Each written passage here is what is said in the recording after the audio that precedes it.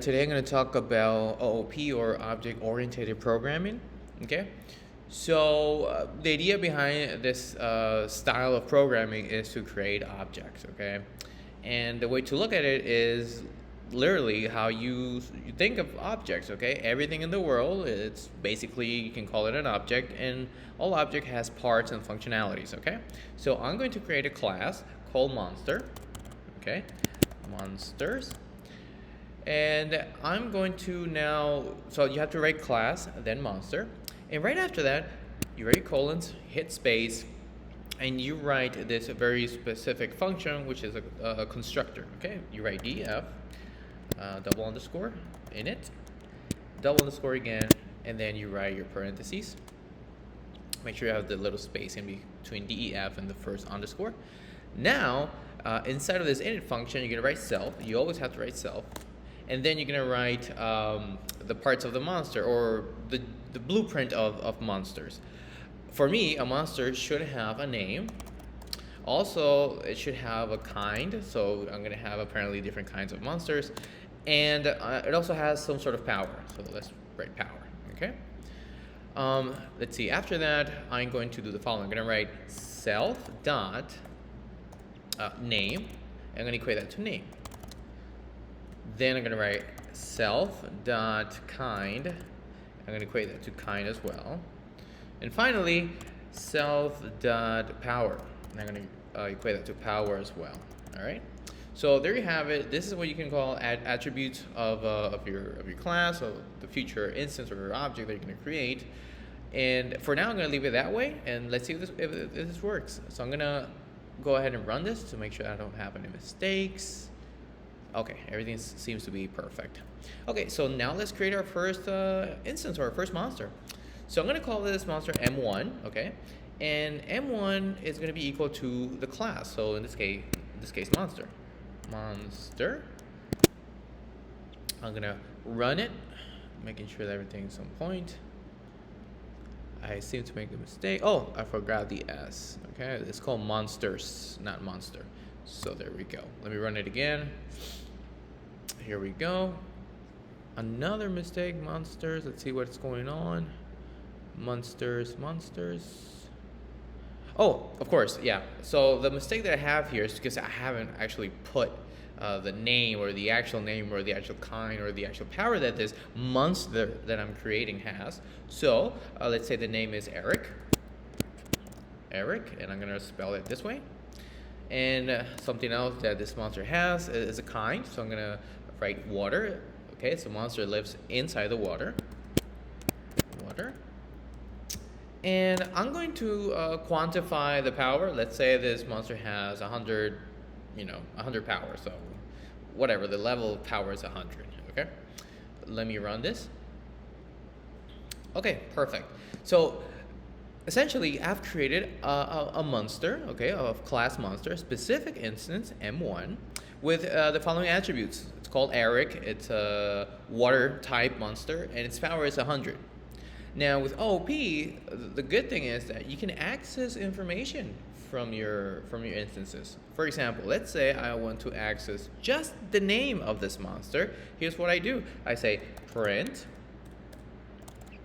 and then I write, very specifically, you gotta write it this way. The name of your instance, M1, dot, and whatever you want to access from your monster. In this case, I want to access, let's say, the name. So I'm gonna write name, and now I'm gonna run it. There you go. This monster's name is Eric. Now let's say I want to now, I don't know, access the type or the kind of monster that this M1 is. Print.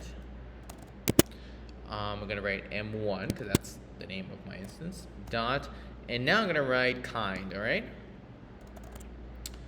I'm gonna run it, and I feel you know already what's gonna happen. Water, and let's just do the third attribute, power, just for the fun of it. Print M1 dot power. Okay, so I should have 100 in my output box. Let's see. There you go. Okay, perfect. So notice that what I did was extract or get just information or from this monster. Okay, but you can also inside of this class function, you can put other types of functions that are going to have my monster do other things. So for example, let's say I want my monster to be able to present itself by saying my name is whatever. Okay, in this case I'm going to have M1 say my name is Eric. Okay, and the way to do that is right below all these cells you write df. Okay, and this time you can actually work with this function as a regular function. Okay, you're not going to write in it anymore. You say df, let's say presentation, so presentation. Okay, and watch how Python just puts self right away, and that's because whenever you create other functions or methods, as we should be calling these, you should always start with the self with a self word as the first, I guess, argument of your function. Okay, so now here's what I'm going to do. I'm just going to click here and write print, and inside of this print I'm going to write hello, my name is, and watch this, I'm going to write plus, and I'm going to use the name that's in here. Okay, so self dot name. What this is going to do is going to basically look at the name of, of this monster and then print it out. So notice that you don't have to write anything else in this function, okay? Because OOP is all about sharing data in between objects, okay? Or creating things that share behavior, all right? So hopefully that makes sense. Everything seems all right. Okay, I'm gonna get rid of these here. And now I'm going to use this function. So, of course, my monster has been created. And I'm gonna write M1 dot and presentation, okay? When I run this, what should happen is this function is going to be activated, okay? Or I should see it here in the bottom, hello, my name is Eric, all right? So let's run it. There you go. Hello, my name is Eric. So now I can access information from my monster, and now my monster does things. For example, if I want my monster to present itself, I can just write M1 dot presentation, okay?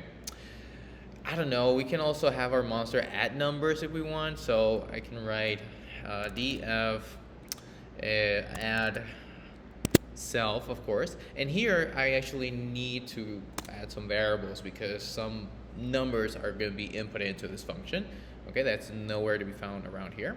So let's say, I don't know, num1, comma, num2. And the only thing it's going to do is add, so I can write print num1 plus num2. Okay, so I'm going to run this, make sure everything's all right. Okay, so I'm going to get rid of my presentation, and I'm going to right now add. Okay. And this function actually needs arguments, so I'm going to write, I don't know, 1, 5, so my monster should say 6. Let's take a look. And there you have it, okay? So this is the basics or the premise of OOP, at least in Python. During class, I will be explaining a little bit more. We're going to be doing more fun things with OOP, okay? So see you later. Goodbye.